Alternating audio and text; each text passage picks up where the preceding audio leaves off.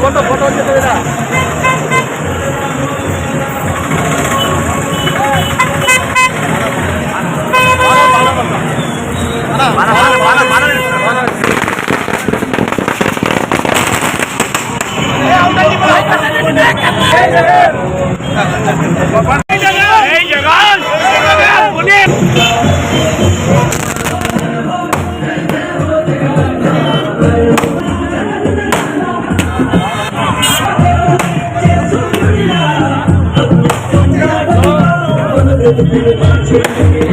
Meeting bus stand एदुरुगा वस्ते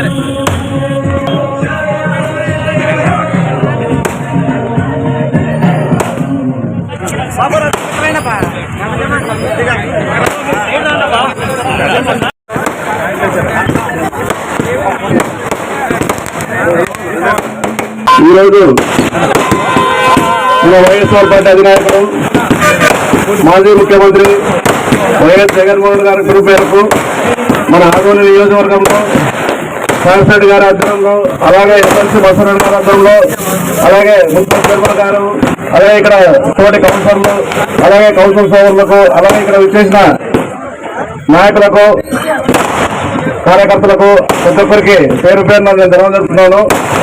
ఈరోజు రాష్ట్ర వ్యాప్తంగా ఈ కుటుంబ ప్రభుత్వము చేసినటువంటి అరాచకాలైతేనేమి, వాళ్ళ ప్రజలకు మన వైఎస్ఆర్ గవర్నమెంట్ ఏదైతే అందించిందో మరి దాని వ్యతిరేకంగా ఈరోజు మన కూటమి ప్రభుత్వము మన ఏమైతే తీర్మానాలు చేసుకుని వాళ్ళు ఈ హాస్పిటల్ను ప్రైవేటీకరణం చేస్తున్నారు కాబట్టి దాన్ని కోటి సంతకాల సేకరణ ఈరోజు ఆరంభమైంది.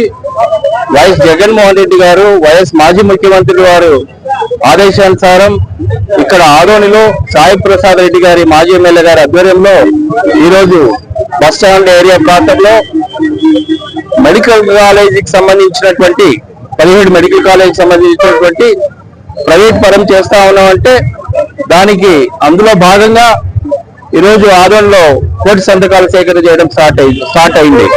ముఖ్యంగా ఈ రాష్ట్రంలో ముఖ్యమంత్రి అయినటువంటి జగన్మోహన్ రెడ్డి గారు 2019 నుంచి 24 వరకు వారికి జిల్లాకు ఒక మెడికల్ కాలేజ్ ఇవ్వాలనే సంకల్పంతో వారు 17 మెడికల్ కాలేజ్ తీసుకురావడం జరిగింది.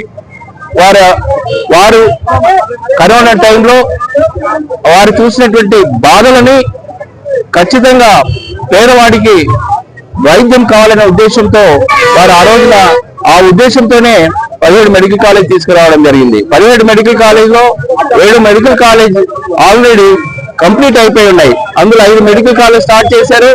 అంతేకాకుండా పాడేరు, తర్వాత పులివెందుల, ఈ రెండిట్లో కూడా నేషనల్ మెడికల్ కౌన్సిల్ వాళ్ళు 50 సీట్లు ఇస్తే ఆ సీట్లను కూడా ఈ గవర్నమెంట్ ఇప్పుడు ఉన్నటువంటి కూటమి ప్రభుత్వము వెనక్కి పంపించడం జరిగింది.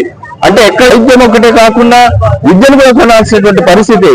కాబట్టి ఖచ్చితంగా కూటమి ప్రభుత్వం మెడల్ వంచైనా సరే ఈ ప్రైవేట్ పరాన్ని అడ్డుకుంటామని ఈ సందర్భంగా తెలియజేస్తా ఉన్నా.